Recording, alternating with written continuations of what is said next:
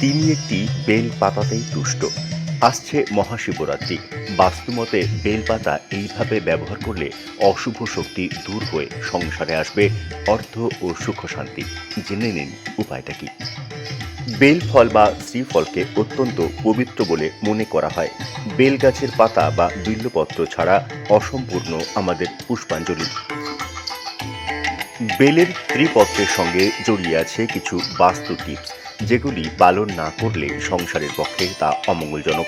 তাই চেষ্টা করুন বেলপাতা ব্যবহারের সঙ্গে সেই বিধি পালন করতে, বলছেন বাস্তুবিদেরা। পুজোর ফুল এবং বেলপাতা সবসময় স্নান করে পরিষ্কার বসন পরিহিত হয়ে ও নির্মল হাতে তুলবেন।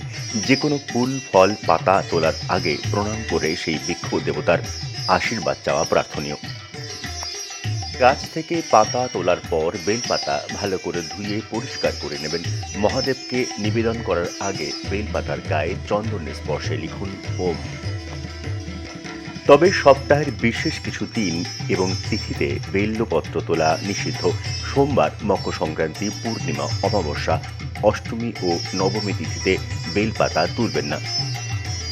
বাড়িতে বেলগাছ থাকা অত্যন্ত শুভ। প্রচলিত বিশ্বাস অনুযায়ী বাড়িতে বেলগাছ থাকলে সংসারে সুখ শান্তি ও সমৃদ্ধি আসে।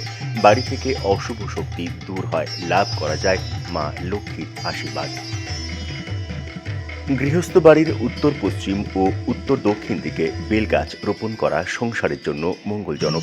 এর প্রভাবে সংসারে অশুভ দ্বন্দ্ব দূর হয় ও শান্তি বিরাজ করে।